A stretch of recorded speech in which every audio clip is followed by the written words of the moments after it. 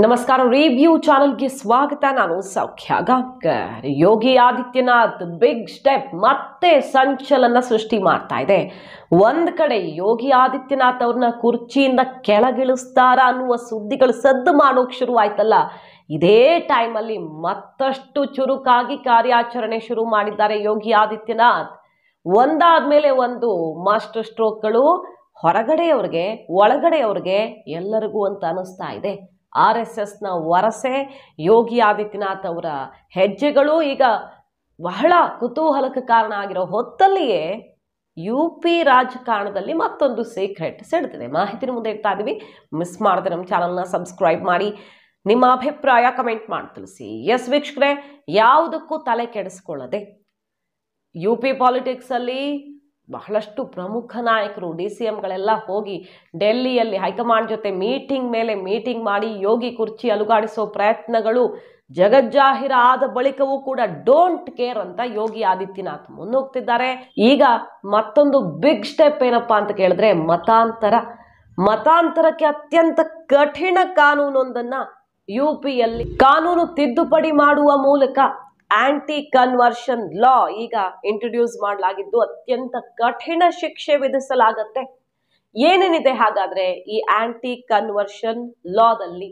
ಮತಾಂತರ ನಿಷೇಧ ಕಾಯ್ದೆಯನ್ನ ತರಲಾಗಿದೆ, ಹೊಸ ಸ್ವರೂಪದಲ್ಲಿ ತಿದ್ದುಪಡಿ ಮಾಡಲಾಗಿದೆ.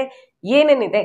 ಯಾರಾದ್ರೂ ಹೆದರಿಸಿದ್ರೆ ಥ್ರೆಟ್ ಮತ್ತು ಮದುವೆಯಾಗೋದು, ಹಾಗೆ ಮದುವೆಯಾಗ್ತೀನಿ ಅನ್ನುವಂಥ ಭರವಸೆಯನ್ನ ಕೊಡೋದು, ಸಂಚನ್ನ ಮಾಡೋದು ಆ ನಿಟ್ಟಿನಲ್ಲಿ, ಅಥವಾ ಮಹಿಳೆಯನ್ನ ಕಿಡ್ನಾಪ್ ಮಾಡೋದು, ಎಲ್ಲಾದ್ರೂ ಕರ್ಕೊಂಡು ಹೋಗೋದು, ಮೈನರ್ ಆಗಿರ್ಲಿ ಮೇಜರ್ ಆಗಿರ್ಲಿ, ಆ ರೀತಿ ಉದ್ದೇಶದಿಂದ ಮತಾಂತರ ಮಾಡುವಂತ ಉದ್ದೇಶದಿಂದ ಇದು ಯಾವುದೇ ಆಕ್ಟ್ ಜರುಗಿದರೆ ಅಲ್ಲಿ ಮತಾಂತರದ ಪ್ರಯತ್ನ ಆಗಿದೆ ಅನ್ನುವಂಥ ವಿಚಾರ ಸಿಕ್ಕಿಬಿಟ್ರೆ ಆ ಕ್ರೈಮ್ ಅನ್ನ, ಅದು ಅಪರಾಧವನ್ನು ಅತ್ಯಂತ ಸೀರಿಯಸ್ ಕ್ಯಾಟಗರಿಯಲ್ಲಿ ಸೇರಿಸಲಾಗತ್ತೆ.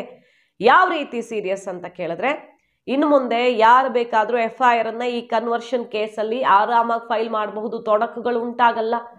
ಮತ್ತು ಈ ಅಪರಾಧಕ್ಕೆ, ಮತಾಂತರಕ್ಕೆ ಜೀವಾವಧಿ ಶಿಕ್ಷೆ ಕೊಡೋದಿಕ್ಕೆ ಅನುಕೂಲ ಮಾಡಿಕೊಡುತ್ತೆ, ಅವಕಾಶ ಮಾಡಿಕೊಡುತ್ತೆ. ಈ ತಿದ್ದುಪಡಿ ಆಗಿರುವಂತಹ ಕಾನೂನು FIR ಅನ್ನ ಈಸಿಯಾಗಿ ದಾಖಲೆ ಮಾಡೋದಿಕ್ಕೆ ಅವಕಾಶಗಳಿವೆ. ಹಾಗೂ ನಾನ್ ಬೇಲೇಬಲ್ ಅಂದ್ರೆ ಜಾಮೀನು ರಹಿತ ಅಪರಾಧ ಆಗುತ್ತೆ ಇದು. ಹಾಗಾಗಿ ಈಗ ಮತಾಂತರಕ್ಕೆ ಕೈ ಹಾಕೋರು ನಡುಗಬೇಕು ಅಂಥದ್ದೊಂದು ಕಾನೂನನ್ನ ಉತ್ತರ ಪ್ರದೇಶದಲ್ಲಿ ಯೋಗಿ ಆದಿತ್ಯನಾಥ್ ಸರ್ಕಾರ ಜಾರಿಗೆ ತರುವ ಮೂಲಕ ದೊಡ್ಡ ಬದಲಾವಣೆ ಕಾರಣ ಆಗಿರೋದು. ಇದು ಎಲ್ಲ ರಾಜ್ಯಗಳಲ್ಲೂ ಇದೆ ಅಲ್ವಾ? ನಮ್ಮ ರಾಜ್ಯದಲ್ಲೂ ಕೂಗಿದೆ.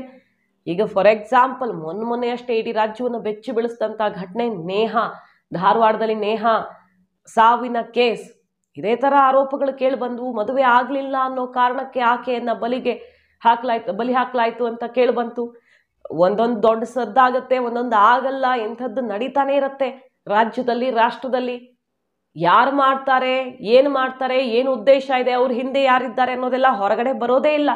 ಆದ್ರೆ ಉತ್ತರ ಪ್ರದೇಶ ಅತ್ಯಂತ ಕಠಿಣ ಕ್ರಮವನ್ನ ಜರುಗಿಸೋದಿಕ್ಕೀಗ ಮುಂದಾಗಿದ್ದು ಅತ್ಯಂತ ಕಠಿಣ ಅಪರಾಧಗಳ ಲಿಸ್ಟ್ಗೆ ಸೇರಿಸ್ತಾ ಇದೆ. ಕಠಿಣ ಶಿಕ್ಷೆಯನ್ನು ವಿಧಿಸೋದಿಕ್ಕೆ ಕಾನೂನಲ್ಲಿ ಅವಕಾಶವನ್ನ ಕಲ್ಪಿಸ್ತಾ ಇದೆ. ಸೊ ಯೋಗಿ ಆದಿತ್ಯನಾಥ್ ಈ ಕ್ರಮಕ್ಕೆ ಭರ್ಜರಿ ಮೆಚ್ಚುಗೆ ವ್ಯಕ್ತವಾಗ್ತಿರೋದು, ಅದೇ ರೀತಿ ಪ್ರತಿಪಕ್ಷಗಳು ತಿರುಗಿ ಬೀಳ್ತಿರೋದು. ಹಾಗೆ UP ರಾಜಕಾರಣಕ್ಕೆ ಸಂಬಂಧಪಟ್ಟಂತೆ ಅಖಿಲೇಶ್ ಯಾದವ್ ಅವರು ಒಂದು ಸೀಕ್ರೆಟ್ ಸಿಡಿಸಿದ್ರು. ಇದೇನು ಗುಟ್ಟಾಗಿ ಉಳ್ಕೊಂಡಿಲ್ಲ, ಎಲ್ಲೋ BJP ಹೈಕಮಾಂಡ್ ಮತ್ತು ಯೋಗಿ ನಡುವೆ ಏನೋ ಆಗ್ತಾ ಇದೆ ಅನ್ನೋದು ಬಹಳಷ್ಟು ವರ್ಷಗಳಿಂದ ಶುರುವಾಗಿತ್ತು. ಈಗ ಅದು ಇನ್ನು ಜಗಜ್ಜಾಹಿರ ಆಗೋ ತರ ಜಟಾಪಟಿ ಆಯ್ತು. RSS ಕೌಂಟರ್ ಕೊಟ್ಟ ಕಾರಣದಿಂದ ಅಲ್ಲಿನ DCM ಹೋಗಿ BJP ಹೈಕಮಾಂಡ್ ಜೊತೆ ಮಾತಾಡಿದ್ದು, ಎಲ್ಲ ಶಾಸಕರು ತಿರುಗಿ ಬಿದ್ದಿದ್ದಾರೆ. ಯೋಗಿ ಕಾರ್ಯವೈಖರಿಯಿಂದ ಅನ್ನೋ ತರ ಚರ್ಚೆಗಳು ಶುರುವಾಗಿದ್ದು, ಅದಾಗ್ತಾ ಇದ್ದ ಹಾಗೆ RSS ಸೂಪರ್ ಮ್ಯಾನ್ ಆಗೋಕ್ ಹೊರಟವ್ರಿಗೆ ಭವಿಷ್ಯ ಗೊತ್ತಿಲ್ಲ, ಎಲ್ಲರಿಂದ ಆಗಿದ್ದು ಒಬ್ಬರಿಂದ ಆಗಿಲ್ಲ ಅಂತೆಲ್ಲ ಅದೇ ಟೈಮಲ್ಲಿ ಕೌಂಟರ್ ಕೊಟ್ಟಿದ್ದು. ಯೋಗಿ ಬೆನ್ನಿಗೆ RSS ಇದೆ, ಇನ್ನು ಅವರೇನು ಏಕಾಂಗಿ ಅಲ್ಲ, ಹೋರಾಟ ಮಾಡೋದಕ್ಕೆ ನಾವಿದ್ದೀವಿ ಅನ್ನುವ ಖಡಕ್ ಸಂದೇಶವನ್ನ ಕೊಟ್ಟಂಗ ಕಾಣಿಸ್ತು. ಈ ಟೈಮಲ್ಲಿ ಇಂಥದ್ದೆಲ್ಲ ಕಠಿಣ ನಿರ್ಧಾರಗಳನ್ನು ತಗೊಳ್ತಿರೋದು ಯೋಗಿ ಆದಿತ್ಯನಾಥ್. ಡೋಂಟ್ ಕೇರ್, ನನ್ನನ್ನು ಯಾರು ಟಚ್ ಮಾಡೋಕ್ಕಾಗಲ್ಲ, ನನ್ನ ಕುರ್ಚಿಯನ್ನು ಯಾರು ಅಲ್ಲಾಡಿಸೋಕ್ಕಾಗಲ್ಲ ಅಂತ ಬಿಗ್ ಸ್ಟೆಪ್ ಇಡ್ತಿರೋದು. ಅಖಿಲೇಶ್ ಯಾದವ್ ಅವ್ರು ಏನ್ ಹೇಳ್ತಾರೆ ನೋಡಿ, ಸೆಷನ್ ಅಲ್ಲಿ ಅವರ ಮಾತುಗಳು ಗಮನ ಸೆಳೆದ್ವು. ರಾಜಕೀಯ ಆರೋಪ ಪ್ರತ್ಯಾರೋಪ ಇದ್ದಿದ್ದೆ, ಆದರೂ ಕೂಡ UP ಪಾಲಿಟಿಕ್ಸ್ ಅಲ್ಲಿ ಏನ್ ನಡೀತಾ ಇದೆ ಅನ್ನೋದ್ರ ಪಕ್ಕಾ ಮಾಹಿತಿ ಅಲ್ಲಿ ಅವ್ರಿಗೆ ಗೊತ್ತಿಲ್ಲದೆ ಇನ್ಯಾರು ಗೊತ್ತಿರತ್ತೆ. ಅಖಿಲೇಶ್ ಯಾದವ್ ಹೇಳ್ತಾರೆ, ಈ ಎಲೆಕ್ಷನ್ ಸೋಲಿಗೆ ಕಾರಣ ಆದವರನ್ನ ಹೈಕಮಾಂಡ್ಗೆ ಟಚ್ ಮಾಡೋಕ್ಕಾಗ್ತಿಲ್ಲ, ಅವ್ರನ್ನ ಕಿತ್ತಾಕಬೇಕು ಅಂದ್ರೂ ಕಿತ್ತಾಕೋಕ್ಕಾಗದಂಥ ಪರಿಸ್ಥಿತಿಯಲ್ಲಿ ಸಿಕ್ಕಾಕೊಂಡು ಒದ್ದಾಡ್ತಾ ಇದ್ದಾರೆ. ಹಾಗೆ ಅಲ್ಲಿನವರು UP ಅವರು ಇಲ್ಲಿನವರಿಗೆ ಸೆಲ್ಯೂಟು ಹೊಡಿತಿಲ್ಲ, ತಿರುಗೂ ನೋಡ್ತಿಲ್ಲ, ನಮಸ್ಕಾರನೂ ಹಾಕ್ತಿಲ್ಲ, ಯಾವುದನ್ನು ಕೇಳ್ತಾನೂ ಇಲ್ಲ, ಹೇಳ್ತಾನೂ ಇಲ್ಲ. ಅಂತಹ ಪರಿಸ್ಥಿತಿಗೆ ಬಂದು ತಲುಪಿದೆ. ಅಲ್ಲಿನವರು ಗಟ್ಟಿಯಾಗಿ ಕೂತು ಬಿಟ್ಟಿದ್ದಾರೆ. ಇಲ್ಲಿನವ್ರು ಶೇಕ್ ಮಾಡೋಕ್ಕಾಗದಿರೋ ರೀತಿ ಅಂತ ಯಾವುದನ್ನು ಹೆಸರು ಹೇಳಿದೆ ನಾನು ಹೇಳಿದ ಅರ್ಥ ಆಯ್ತಾ ಅರ್ಥ ಆಗ್ಲಿಲ್ವಾ ಅಂತ ಕುಹಕವಾಡ್ತಾರೆ. ಸೊ UP ಪಾಲಿಟಿಕ್ಸ್ ಅಲ್ಲಿ ಮಹತ್ವದ ಬೆಳವಣಿಗೆಗಳಾಗ್ತಿದ್ದಾವೆ.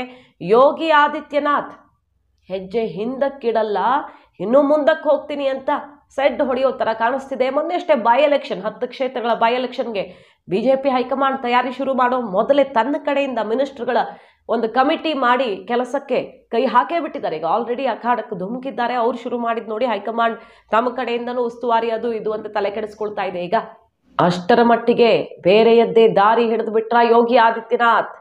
ಭವಿಷ್ಯದ ಹೊಸ ಲೆಕ್ಕಾಚಾರಗಳನ್ನ ಹೇಳ್ತಾ ಇದೆಯಾ ಈ ಬೆಳವಣಿಗೆ? ಕುತೂಹಲ ಕಾರಣ ಆಗಿರೋದು. ಮಾಹಿತಿ ನಿಮ್ಗೆ ಇಷ್ಟ ಆಗಿದೆ ಮಿಸ್ ಮಾಡದೆ ನಮ್ಮ ಚಾನಲ್ನ ಸಬ್ಸ್ಕ್ರೈಬ್ ಮಾಡಿ, ನಿಮ್ಮ ಅಭಿಪ್ರಾಯ ಕಮೆಂಟ್ ಮಾಡಿ ತಿಳಿಸಿ. Thank you.